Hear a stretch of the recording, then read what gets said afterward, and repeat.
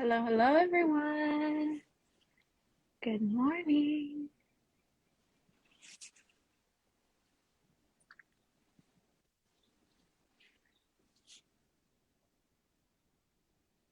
Hello, lady.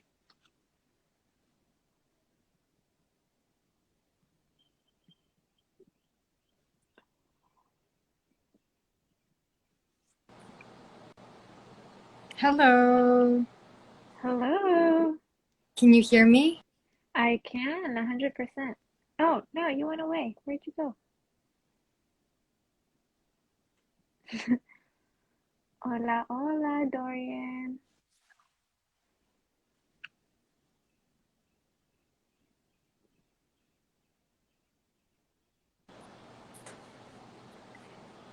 There you are. Sorry, I'm having technical difficulties trying to navigate this application. I'm not able to see anything on the screen except request to be live in this video. Oh, I know. Eriko is teasing us like a celebrity over here. Um, that's so strange.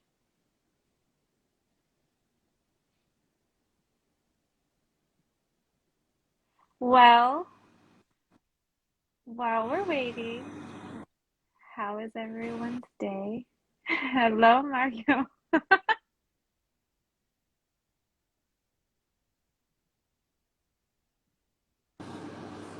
Sorry, I was gonna jump on real quick, say hi to everybody, and just a couple of moments. We're letting Eriko in at the moment.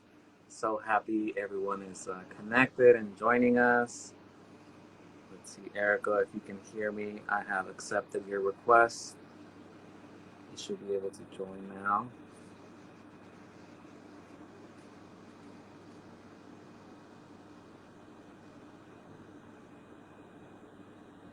Let's see. Let's see.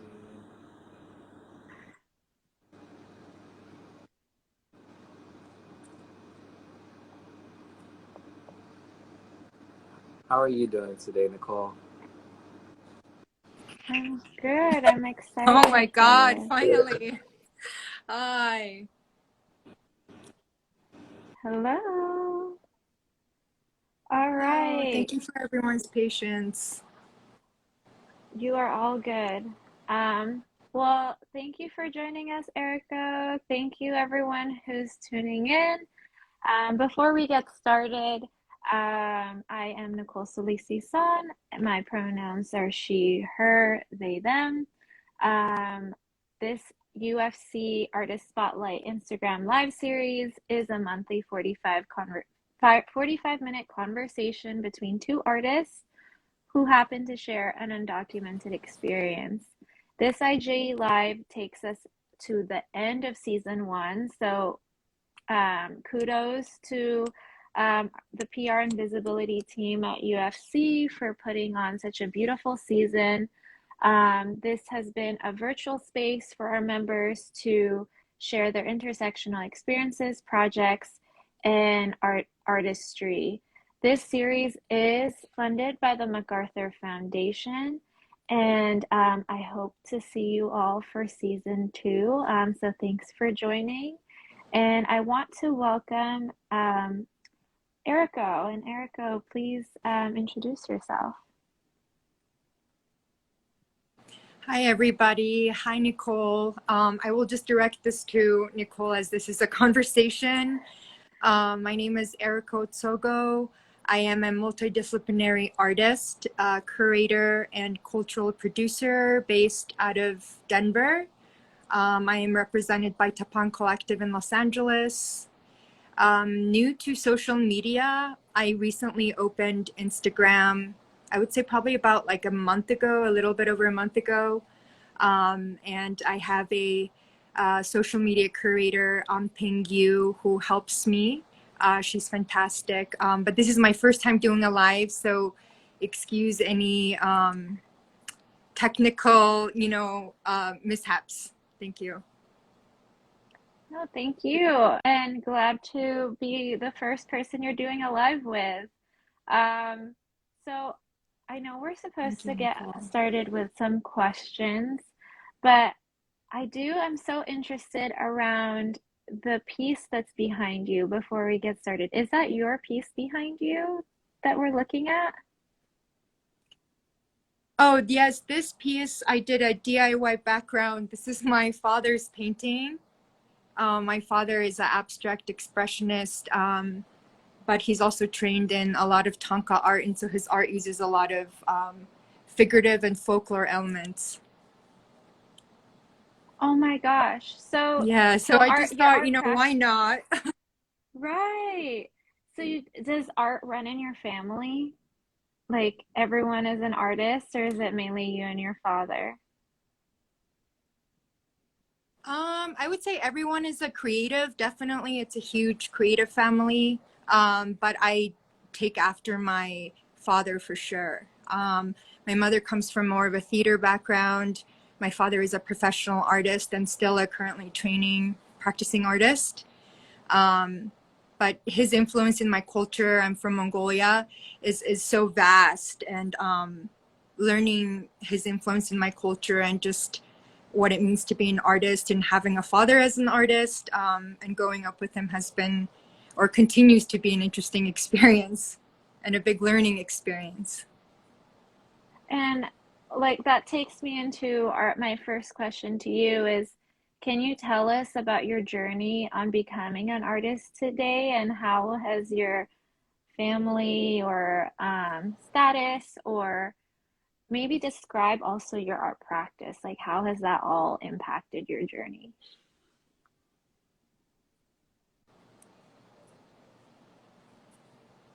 Thank you for your question. And I will also, I hope I have time after this question to ask you some questions. Um,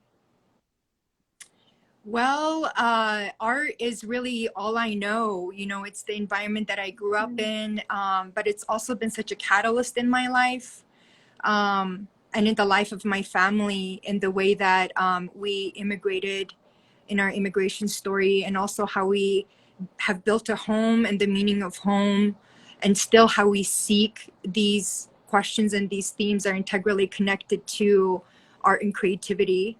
I don't know how to think not creatively, um, but yes, there's definitely a big a passion and a need to express through art, but also for me as second generation, as also an immigrant, I take it as a social responsibility, but also a moral responsibility to continue my father's legacy, and to also preserve my cultural legacy through art. As artists are narratives of society, and we keep the narratives of our culture. This is kind of an important theme in not just my practice, but my family's. And just to extend the question to you, Nicole, I know that you also come from a beautiful cultural background. So if you can just divulge a little bit about where you come from, what inspires you, and your cultural background, as well as how that reflects in your art. Thank you, Eriko. I think it's so interesting how you process art, because I think for you, it's really refreshing to hear that it's instinctual and almost very like an honor, a base of honor. Like I hear a lot of themes of honor come into play when you speak about your work in terms of like carrying a legacy in your family, or carrying like this need to pursue this, and there's like no other option but this. And I appreciate that in ways where for me, my family never really pressured me into doing anything, but they encouraged me to question everything. And I view art as a sense of questioning the human condition, and questioning and expressing that in a context of whatever visual art form it may be. So for me, my curiosity and my anger has always been expressed in art in that context. And I gravitated to art because I felt like my reality was never a place where I felt comfortable expressing these things. I can express it in the context of a particular medium or a particular safe space, and I can call it art, and no one can really, you know, remove my self-expression when it's in a container of art. But I feel like if it were, in a different context, people can, critique and justify and have their own opinions of it in a different way. And that these things that I'm talking about seem very abstract, but for me, fundamentally, um, the way I was raised and the way that I look at the world has been very much philosophizing the way I view things. And philosophy was something that like my parents definitely instilled in me.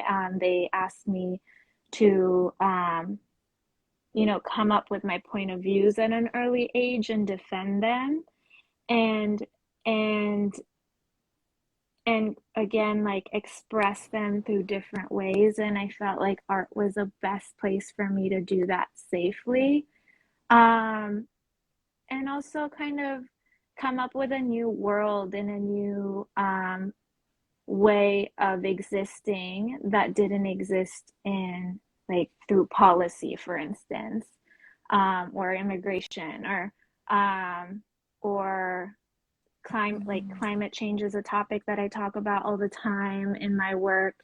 Um, and so I think that when I come up with certain visual practices, I can challenge these, you know, philosophies or ideologies that exist in the consumer marketplace or the world of a global world, and really try to figure out how to localize it and be attuned to the work and play and like the structures in play. So I think fundamentally I come from a place of criticism always, and critique, and the need to ask the question why. And that's just been how I've been raised, and just the context of where my life experiences really fueled me to create different worlds and different portals where I can feel safe through my art practice. Um, and yeah, so that's kind of where I've like nurtured that in many different art forms and visual practices. And like you, I dabble in different mediums. So filmmaking is just one of them. It's not at all um, just my main focus. And it's been kind of hard for me to even say that I'm a filmmaker, because I think filmmaking is just one medium in which I choose to communicate and create a different world in that in this industry, for instance, or in this visual marker. Mm-hmm. Beautiful. Thank you so much for sharing. I really resonate with everything you say, specifically art as a practice of safety, expression, as well as empowerment. And I also really resonate with how you use your multidisciplinary skills and your different interest in different artistic mediums in different projects. How do you choose to use filmmaking and fine art interweavingly, or for specific projects? How do you choose which medium for which ideas? Yeah, that's a beautiful question. And I think it depends. The first thing I think about is the audience. Like, who's gonna be in the receiving end of watching something like this. So I'm currently working on a short film, which actually a lot of people are tuning in, are a part of. So I'm not going to name names to expose everyone, but you know who you are. But they've been helping me, create this short film. And one of the collaborators asked me, where do you see this piece living? And I said, I see this piece living in a museum. And it's really interesting how I immediately knew where that piece needed to live, because for me, in a museum context, there hasn't been necessarily a conversation around the longingness and the displacement of our identities. I feel like in museums, there's portraitures and vignettes of like what immigration looks like in the United States, but it doesn't necessarily talk about what it looks like around people who are living in the United States, yearning and longing for home. And that is a totally different perspective than what like these portraits and museums are talking about. And I want to create that little snippet of a container of little vignettes of different individuals kind of talking about their longingness alongside of the photographs that we took of them. So it becomes like a multifaceted conversation, whereas I feel like the photographs, like if I decided, oh, I want to go with this short film in the festival circuit, for instance, I think the conversation becomes lost between the photographs and the video vignettes, because the photographs in one case captures their body in American, land, and how they move in terms of an American context. And while the video talks about, again, the longingness of home and what that looks like, of wanting to be home and wanting to experience home again and what that home looks like for them, reimagining what it would feel like if someone were to be able to come back to their homeland, which many of us, for instance, don't have the ability to, including myself. I don't have the capabilities to go back to my homeland because I am a refugee, for instance. So these things between like the choice of mediums of photograph and film allow to have these deeper conversations together.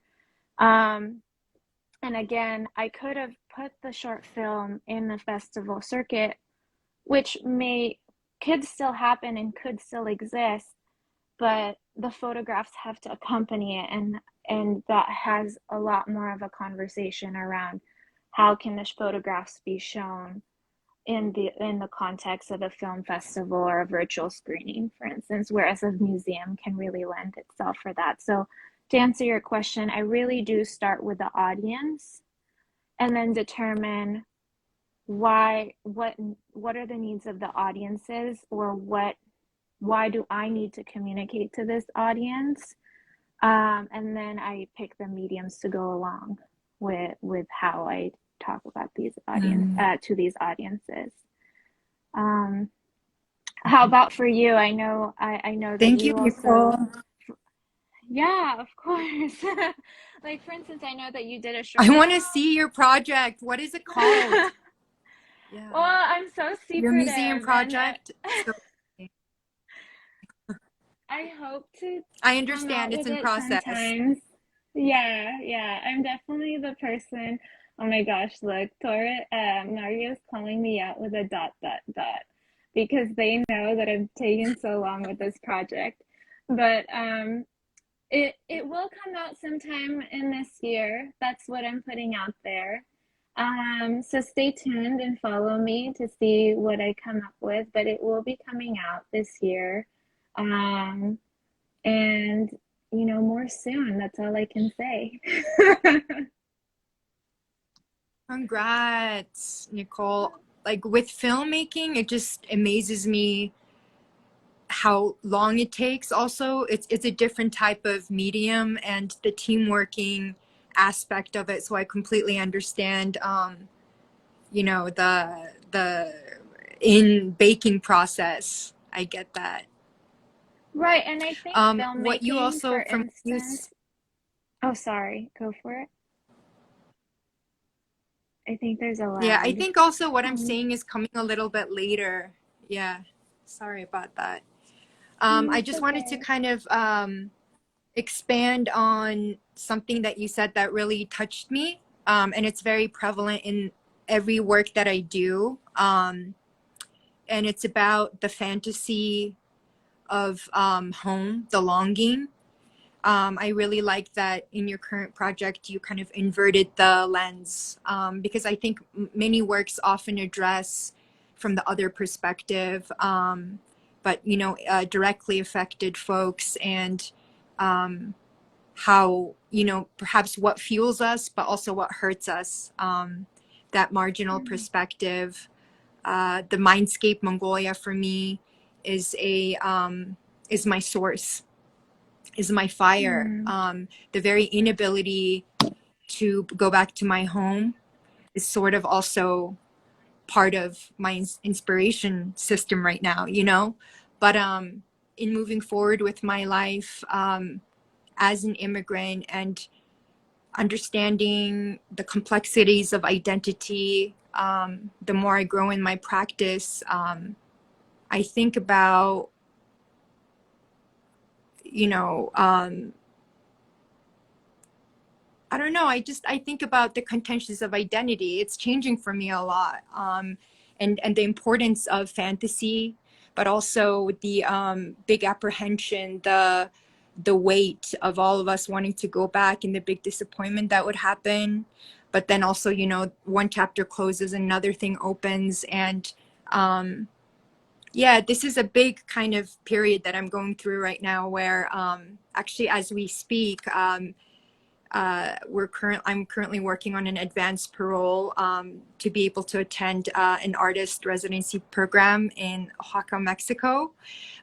This would be my first time if my advanced parole gets accepted in July. It's a 10-day program, but just through this experience, it really showed me and shows me, continues to shows me the trials and tribulations of just wanting to go to an artist residency program, to make artwork to give to the world, right, and just to do that, right, we have to go through lawyers, wait for months, have anxiety, uh, learn to deal with that and still do our daily job in hundreds of projects and be a strong spirit, dealing in this kind of gray area.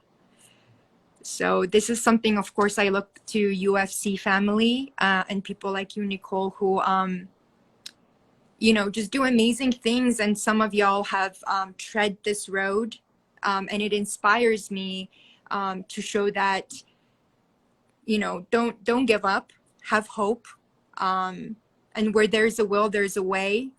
And I think that's the wonderful thing about creators too, as you mentioned. We can always travel in our mind as creators and as artists. We have the ability to create something out of nothing, you know. But there's always a lot of pain, I think, in the individual, the protagonist who goes through that, and that's never really seen. right. Are you okay if we go a little bit deeper in that? Because I've never had the ability to speak to someone about, the waiting period of what that does feel like. Like, how do you stay motivated, and how do you build trust that, you'll be able to have this opportunity? Like, the last time I tried utilizing, for instance, my advanced parole, it was for a Sotheby's internship in London. And I was going to be able to learn how galleries in London sell artwork, for instance. And my lawyer, I applied for it, and then my lawyer at the end of the day said, I don't think you should go because, your DACA is going to expire in 2 months, and we don't want you to be in London and stuck in London and not pursue this. And for me, I felt like my career was shattered. Like I felt like I was just like, wow, what an opportunity Mhm. wasted. I couldn't go to it because of of legality, for instance. And I lost a lot of motivation because of that, and it derailed, I think, a lot of, the things, the way I view myself. And it took me a while to regain, the strength and opportunity to find another pathway for opportunity for me as an artist to learn. Um, so I'm curious, like, I feel like you're gonna get it, but but you are in this waiting period. So how do you mentally prepare? How do you motivate yourself for the results?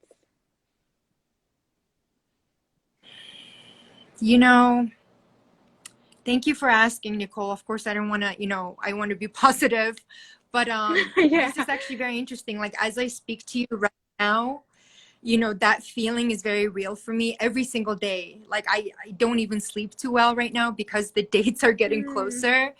But it's like this, you know, be ready, right? Be as best as possible, be ready every single document mentality. And I have also backup plan because if I don't, right. then like you said, I'm looking forward to this. This is going to create access, and access is power. Access is everything, the older I Mm, get. In fact, I can share this openly, but all four members of my family share different political statuses here in America. I am the only DACA recipient. And so even seeing my family recently, just my sister's a US citizen, but get the green card and be able to travel, or even like leave to Mongolia without me for the first time, and me being left here, different types of feelings, right. that I'm going through right now. Yeah. Yeah. But this is we're in the long haul. I'm in it for the long haul, and things that definitely give me hope and power every day, like personal mottos, are really believing in my like human rights, in my humanity. I know I'm a good Mm, person. My mother taught me right. believe in your humanity. And so, you know, world is big. I try my best. Rest is up to universe. If it doesn't work out, another door will open. So that's the kind of mentality I have in my head. Right. It's so interesting. So I have this motto that I'm like, okay, live locally, but think globally. And that's such a funny thing to say when you're undocumented, because living locally, Mm-hmm. it's almost like that mentality, that phrase means like, okay, if I can't go and travel and have these opportunities for access, I'm gonna do my best to disrupt and to extend, like, access all the resources possible in my local area, and then transcend that on the internet, where the internet doesn't have like any structures and confines of like access. So Exactly.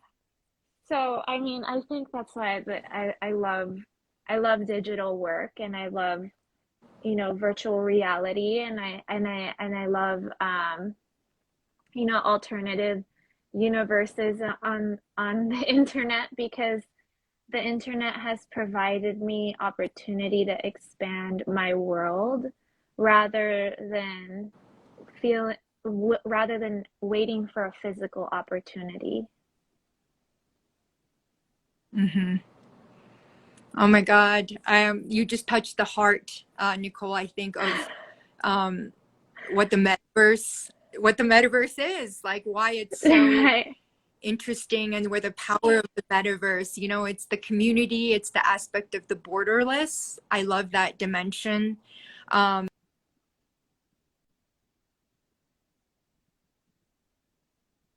can you hear Oh, me? I can hear you now. Oh, no. Yes. Okay. Yeah. Yeah, I was just saying how my work is getting more and more into technology, even me embracing social media. It has taken a long time, and I'm still not psychologically accepting of it, and never will be. As much as I can, I try to have like an arm up front, even if I have to. You know, in some ways, it's all about preserving, I think, privacy for me as well, but also how do we utilize, I guess, this metaverse to our own advantage in a way too. So just learning about those spaces. You know, when you talk about privacy, I've been thinking a lot about how much my artist statements and all like the opportunities that I try to apply for and receive, it always has been it's like majority of the time it outlines undocumented artists or documented artists. And I feel like that's an identity that I want to keep private at times. And I never thought I would need to reveal that publicly, but I've also, you know, championed it publicly. So I have like this two-sided, you know, like devil and angel conversation of saying like it's okay that you reveal that identity so publicly in relation to your work, and then another side is like it's not okay that you reveal that so publicly to people because you're risking your safety, for instance, or why do people need to know that, or things like that. So I'm curious, like, how have you come into terms with even including your identity or sharing your identity when it comes to being an artist? Like, do you think about it in that privacy lens, or are you like sitting along the lens of just like I'm loud and I'm proud? Like, where do you sit? Mm-hmm. Thank you so much, Nicole. And this is a question that I was going to ask you. So thank you for asking first. I would love to also flip it around after this to you. You know, that's an interesting question, because just recently I have been like minimizing my artist statement, like bio, you know, and there's all these labels. And a prominent one was, you know, Eriko is a undocumented or DACA recipient. And I choose not to include that in my bio anymore, because, and I wasn't always like that. You know, I publicly shared my status in 2018. And I have come a long way since then in terms of how do I live openly, you know, because before I think not a lot of folks understand, it's not just a cultural thing, but it's a shame thing too, for like, I'm not proud of being undocumented. I'm even now, you know, that's not something, you know, hello, my name is, I'm undocumented. I'm not proud of that, you know? And so living with this kind of shame and coming out was to empower myself. But that journey changed so much in the middle, where you have to tread it carefully, because I also don't want to be exploited and tokenized in that status as well, just because you know, I came out. And so now I just want to be treated as I always wanted to be, in the, you know, from the beginning, in the human qualities and the qualities that were similar, just as, you know, anybody treats anybody, but not having that type of label, because maybe that does influence folks and things are political, you know what I mean? And so yeah, I think it could be a power suit, but it could also be you know, too much of anything can be dangerous too, you know, and harmful. And flipping this question back to you, Nicole, how do you negotiate this label in terms of your identity and your creative personas? What's interesting is that I've had an artistic career without having that identity forward, and I felt as though I was um, only sharing 40% of myself with people. I was like, it felt like I was playing a role, like I was an actress and a character in my own way, where, people would ask me, why did you create that work? Where is your inspiration? And I wouldn't say, oh, it's because I'm X, Y, and Z. That's why I think in this way, because I was impacted in this way because of my status. Like I didn't even share that. I just kept it, and I made overgeneralized statements like, oh, because climate change is something, and I would state facts. I would lean on facts around climate change, or I would lean on facts about immigration versus sharing that I have a lived experience of like experiencing this for myself. So I not up until I started sharing a little bit more about my lived experience, then I feel like people started to understand why my perception was a certain way. Um, and it started clicking why I created works that addressed, um, you know, migrant workers in factories in the United States. They're textile workers, um, and why they needed to be uplifted and empowered. Or why I decided to, create installations that reflected immigration documents, like things then started to click for people because I started sharing more about, this is what I've experienced, and I'm kind of sharing that experience with people. But then now I feel like I've shared too much. I see Paolo saying balance is key. Now I feel like I'm sharing too Mm-hmm. much. That now when I say I want to just be an artist that is a sculptor who deals with textiles, or I am a filmmaker, now it's a little bit harder because now people feel like I'm only going to deal with topics around immigration. It's like, no, that's not true. I can deal with so many different other topics. But then now, like, for instance, a lot of my sources of work, a lot of what I'm contracted for, a lot of things that I'm able to qualify for, like artist opportunities and exhibitions, they're all around immigration. Like I'm an immigration artist now. And then now I push the Mm-hmm. pendulum too much to one side. And now I'm kind of trying to gear it back a little bit more where I can pick and choose. Like, it would be a dream if I had 3 showings, for instance, and one of them had immigration as a theme, and the other two were just because I'm an artist and I'm talking about either love or, you know, um, object or physicality, just around object and physicality or colors or texture, and not about, you know, me being a conceptual artist around immigration, for instance. Or I don't know.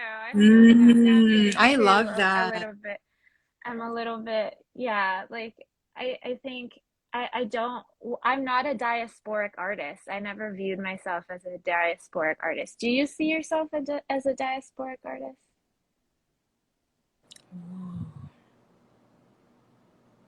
Oh, I don't know if I'm ready for that big label. I am I am really just learning. I am too curious person, I'm too curious, and I've always been like that, since I was a kid. But I also see it. I understand where you're coming from, Nicole, and I can't wait to see the 3 showings, by the way. Please invite me. Um but I feel like they can also be skill sets. And this is kind of just coming from like a directly nomadic perspective, and something that my father said to me that never left me. But Mm, I'm really intrigued by the nomadic psychology, because that's a side of me that I'm not completely tapped in with. And maybe some of my subconscious patterns are like informed by my ancestral roots, right? And so I really learned so much about this from storytelling and like from my parents. And something that my father had said was, you know, as nomads, since they're self-sufficient, they usually have to learn every skill. Also, Mongolian nomadic life expectancy is very short because it's very rigid life. It's very tough. You wake up at 3, 4 a.m. Depends on husband and wife equally to survive the whole day. They're herders, you know, it's just tough labor work. And once in a while they move, but there's really nobody around. It's just like one nomadic family and the vast steppes. And so I think a lot of Mongolian immigrants too, and a lot of other immigrants coming to America have to learn, right, all these skills and maybe even overlearn right like a lot of just preparation just in case for security, and even like take on jobs that they, you know, went to universities for, higher educations for, but because the diplomas don't translate, they, you know, learn all these like alternative educations. Like my mother had to become a yoga teacher here in America. She also became like a CNA when she first, you know, came to US. And like my father, it was very hard for him when he first came, didn't speak English, and, you know, worked at a Korean market, then you know, worked at a house painting job. And so this is real life. But I feel like these skills that we learn can be interchanged, and they're our power. You know, I think for me it allows me to dance and to be fluid, Right. and it gives me confidence. Wherever I can go, I can make whatever I need. Yeah. That's beautiful. I never thought about art, like my artistry as fluidity, but maybe I should start because I think you just unlocked a perspective for me that I never thought of before. Because, you know, in American traditions, like in artistry, you have, even in filmmaking, for instance, like you have to be specific around a certain role. So if you're like a sound artist, you're only a sound artist. When you are um, when you are a lighting technician, you're only a lighting technician, and you know there so on and so forth. But I've never felt like I was ever one over the other. And it is around the context of survival. My family actually always tells me that I'm a jack of all trades, master of all none. And they always tell like people like they always ask me like, how can you do everything when you're not dedicating yourself to one thing? And I can never actually say that. I think I'm dedicated as being an artist, but I think that what's important to me is just to be able to encompass every medium and really be able to to say wholeheartedly that I've explored every aspect of communication possible um, around the subject that I'm working on. So yeah, you just unlocked something for me, and I really appreciate that, Eriko. Oh, thank you, Nicole. You've unlocked a lot in me as well. Specifically when you mentioned like filmmaking and audience. I am coming from a fine art background, but part of the biggest reason why I'm a huge believer and supporter and member of UFC is because I'm divulging into my first documentary. And, you know, when the day comes that I can go back to my country, I want to document that. But also, the filmmaking world to me is interesting because I've always loved film. I'm a huge lover of cinema because of my father and all of this. But beyond that, I think it's the audience reach. the older I get, I also think a lot about audience and who am I reaching? How can I reach them? And I think our different mediums help with that. But specifically coming from a fine art background, I realized that not everybody comes into a gallery space. And even in my community work, there's only a certain group that I'm touching. But I think the power of media and the power of, just films, movies, propaganda is just so vast that, I wish that there would be more creative people in that sector as well. Catalyzing from the inside out. I love that.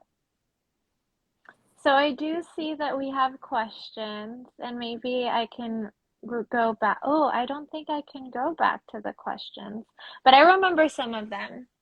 One question is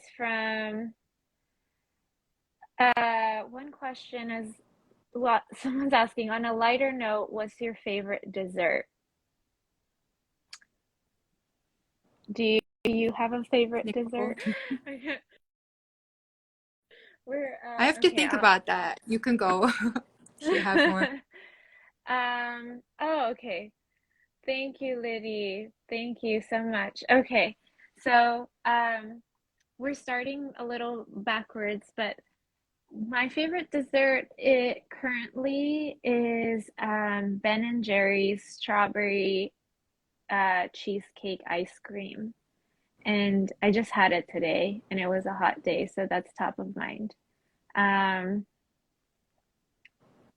do you have Yummy. one yet? I think, I love dairy, but I'm lactose intolerant. So anything with dairy is always a great dessert, including ice cream, thank you. Because I can't have it. Right.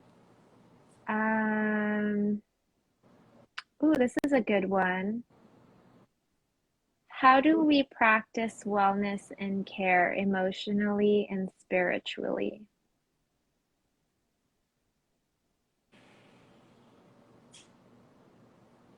Would you like to go, Nicole? Wow. My wellness and care is very extensive, actually. It's a process, and I think it should be a process for everyone. But when I say by process is that I go to therapy probably twice a week. Um, Before it was 3 times a week, which is a lot to process.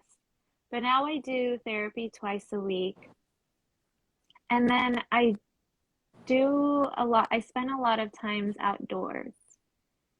And then I also have an extensive skincare routine because I think skincare is what makes me so happy.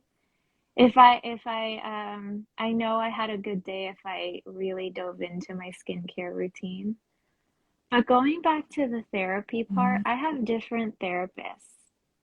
So, like, for instance, I used to have a therapist for my trauma and PTSD, which would actually inform my art practice a lot. So I only went to them for inspiration. Like I would assess a lot of my traumas in therapy, and then I would use what I learned for my art practice. And I still continue to do that. And then I also have a career coach that I'm able to, really dissect what I want to move forward with my career and how I'm values aligned. So everything that I take on for my work aligns with me spiritually. So I never take anything that I feel like would spiritually drain me, and I discuss like opportunities like that with my career coach. And then another coach I had was a dietitian and meditation coach. So I do take wellness very seriously, you guys. You think that, Wow. and Wow. I will preface that The only reason I take wellness so seriously now is because I've had such a horrible hygienic way of expressing myself my entire life. And when I was diagnosed Mhm. with a lot of different things, I decided that I wanted to center my work moving forward with caring for myself. And the more I care for myself, the more I'm able to care for like my community, and people that I love, and also my art practice. So, yeah, in summary, that is my wellness and care routine. I've never shared that with Thank anyone you so much, publicly. Nicole. Yeah. Thank you. That's really inspirational. And I really agree with we have to be good first, and only we can do that to our, for ourselves, to ourselves, and not anybody else. So thank you for inspiring and leading the way for all of us. As for me, I guess I will just pull on my bigger pillars of emotional and spiritual sources, or things that give me stability. I'm a very spiritual person. I'm a Mahayana Buddhist, following my grandparents, Mm. my parents. I pray every single day I get up. I have a very ritualistic sort of like morning routine. Like no matter what time I get up, I always put up about 30 minutes before to pray, and bells, and also a lot of olfactory juniper and scents, a lot of stones.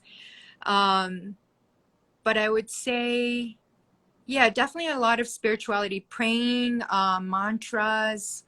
I chant them inside Mm. whenever I feel out of balance.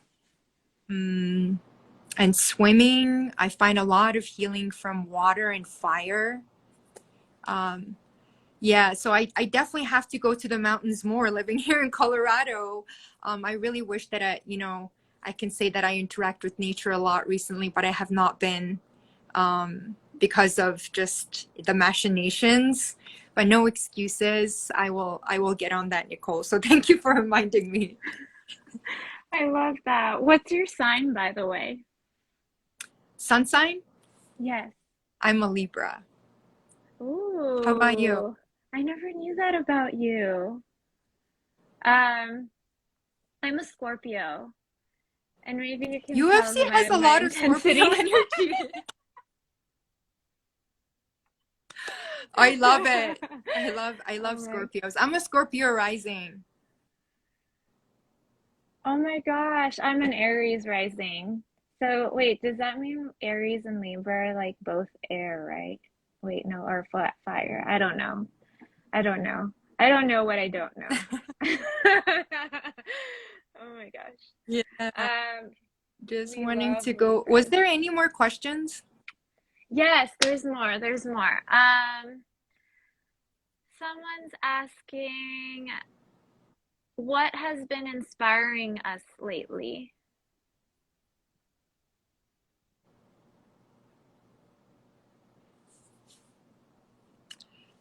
For me, my mural project has been very inspirational because it consumes my life. I love it. It's a passion project, but it's just so prevalent, and it's been so physically toiling and so physically demanding that it's just taken.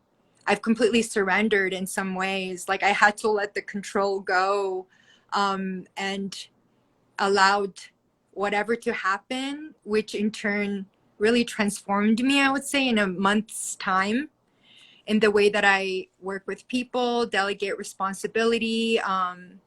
Yeah, so Mm. it's been a very interesting and inspiring project. How about you, Nicole? Wait, before I answer the question, can you tell us about this mural? Like, what is this mural? Where is it? Where is it premiering? Yeah, can you just give us a little Yeah, just insight? really, really quickly, because it's still currently a work in progress. The mural is called Hero 5079. and it celebrates our immigrant ancestry, our immigrant origin, not of just Colorado, but of everybody, but in a mythological way. Let's say I created a mythological beast, a mix between a dragon, a snake, and a scorpion. And I it's love that. essentially these kind of like segmented creatures that are like enveloping and eating out of each other or eating each other, kind of like a school of fish or like a flock of birds. And they're flying through this landscape, coming out of the metaphysical world into the metaverse, sort of. But it's at Center for Visual Arts, which is the main gallery and center for Metropolitan State University. Also want to just give a quick shout out to all the gallery student workers and really talented artists. I have over 10 students that are helping me on this mural. And if it wasn't for them, this would not be possible. So thank you so much for everybody that is helping. Oh my Back to gosh. you, Are you Nicole. making like, wait, now I'm just like asking too many questions, but maybe, sorry, one last thing. Are you making like a film component when you're making this mural by any chance? I was thinking about that. I'm doing simple time lapses just to see the progress at the end. But then that's just a few hours a day. I was thinking it would be interesting to do some kind of involve my alter ego. Her name is BBQ, Bounce Back Queen, with the mural. Somehow, nothing about filming. I love that. Oh my gosh. Okay. I can spend days talking to you, Eriko, but I know we're like kind of running out of Hey, time, but me also I have too. so Thank you, many Nicole. questions. Um, but yeah, I don't mean to keep Likewise. ignoring your question about what inspires me lately. Um, I think I've been really inspired by actually our community. Um, so I've been like in this applying phase of applying to every grant and your mother's grant and your tia's grant and everyone's grant, and I'm grant out. Like I've been, doing interviews and I've been applying too much. And I was experiencing burnout at like the highest extreme. And I was about to walk into this interview and I forgot who I was. Like, I forgot why I was applying in the first place. I forgot, like, why I'm inspired to do this work. And then I decided to put on Sonia Erica. Sonia is a beautiful artist. And they have this musical ensemble called Death is a Business. And I decided to put on their music and dance to it for a whole hour before the interview. And I just got so much energy from Sonia's music, and I would just was remembering how beautiful it is that we have so many different multi-talented artists in our collective, in our community, that their music made me feel like anything that I do could be possible. Because here, Sonia could be doing anything and everything, and they're choosing to do music as their passion and share that with the world. And I thought how beautiful it was that they're so holistically sharing their artwork to our community so selfishly. And then I started to remember why I do the things that I do. And I just got that from their music. So this is a plug for Thank Sonia's you. music, for folks to listen to it. And yeah, I just get inspired by a lot of, people. Like, for instance, I got like a newsletter the other day and I saw Set's name in the newsletter. saying that they got awarded for Gotham, for their film Unseen. And then I was just like, let's go, like things like this take me out of my dark self-sabotaging tendencies and really make me feel like if they're doing it, I can too. And not to be all like emotional and squishy here, but it's the truth. Like, I really love when people that I love and admire are thriving because it gives me the motivation to keep on doing what I do. Um, and yeah, wow. I didn't think that we were gonna go there, but yeah, that's just so Thank you yeah, so that's much, a Nicole. That's beautiful. And yeah. it's very true. I agree. Thank you. You Um inspire me. You inspire UFC. Everybody looks up to you, Nicole. I mean, even the other day, I think was it through Forward? Yeah, somebody else had reached out, like random person, and had just said so many great things about you. I think it was another filmmaker, but yeah, so you never know who you're reaching, right? right, right. Yeah. Yeah. Exactly. Okay, well, we have one last question, and I'll go with this one. What creatively inspires your process beyond the medium of film?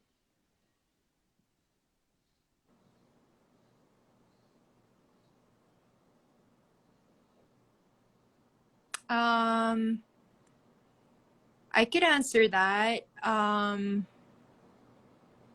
What creatively inspires you? Wow. Everything. I feel like I apprehend everything as a creative equation. Because ultimately artists are problem solvers. We're just like, eclectic problem solvers. And so, um, or even there's kind of a humoristic side in me too, where I like to make, turn things around, or like word plays. I get a lot of inspiration from textual play, or just random things that are not meant to be what they are, and just like flipping them on its head. I also get inspired from cloud gazing, a lot of like seeing objects not meant to be in abstract like data, or like clouds or weird like patterns. And I get a lot of visual inspiration from those. How about I you, love Nicole? that. I never heard anyone say that they're inspired by cloud gazing. That was so refreshing.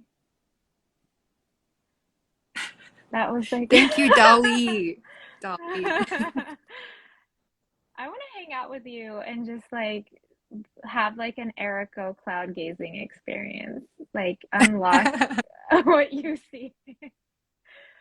Um, for me, poetry really inspires me, but more specifically, poetry that evokes um, like performance art into it. So, for instance, what's it called? There's a book by Yoko Ono called Grapefruit. Have you ever read that book No, before? I'll write it It's down. Yeah, it's such a funny book because it's a book of poems, but each poem evokes a performance. So you're actually supposed to interpret the book in a performative way. They're like instructions. Um, but so one of the instructions, for instance, is like destroy the book after reading it. And I think, would I actually destroy the book after reading it? Like, would I actually burn this book after reading it, after it provided me so much like intellectual curiosity? Because as a human being, I like materials. Like I like physical things. I like to look back on it. I like to annotate. I just like Mhm. physical things. So as a human being, I think about that idea of like, would I be capable of burning this book after I appreciate and love it so much? So that in itself is a performance and like a struggle, right? Like, and it's evoking Oh, I love a that. little bit more of like thought into the process. So it is kind of like an art cookbook, but also I Mhm. don't know if Yoko Ono want you to actually do everything. I think she says it's like an instructional guide, but I think it's also up into for interpretation. So I really like interpretive texts and poems like that. I love that concept. It's also very like temporal or anarchist slash Buddhist at the same time. I love that. Right, right. It like tests a lot of Ooh, the things maybe- that you of your perception. So yeah. Sorry, Um, my screen, yeah. but Alarm is going off over here. I don't know how to, yeah. you're all good. But thank you, Eriko, for having such a beautiful conversation with me. Thank you so much, Nicole. It was so enjoyable. You eased me into the process. I feel like you're here. So thank you so much for making it a really memorable, beautiful, organic conversation. Oh, how can we keep up with the both of us? So, you can follow us on social. Um, Erico, how would people best follow you? So my handle is at Nicole Solis-Sison. You could follow me there on Instagram. If you're fancy and you want to follow me on LinkedIn, you can too. It's the same thing. But yeah, how can folks keep up with us? Folks can follow me on my Instagram. So strange to say this. It's at Eriko Tsogo. I also have my website, erikotsogo.com. And please follow UFC on social media. Our Instagram handle is on docu filmmakers collective, right? I think we rebranded. It's Undocu UFC. On docu UFC. Yeah. And please, everybody, subscribe to our newsletter and support UFC. And stay tuned for Artist Spotlight Season 2. This is our final conversation for Season 1. And a final thanks to MacArthur Foundation for sponsoring this series. Thank Thank you. you everyone so much for joining us. And I can't wait to see all the work that we spoke about here come to life. And thank you so much, Eriko, for spending your evening with me. Likewise, Nicole, thank you so much. And please invite me to your upcoming exhibitions. I want to support you. Oh my gosh, yes. Thank you. Thank you, everyone. Bye. Bye.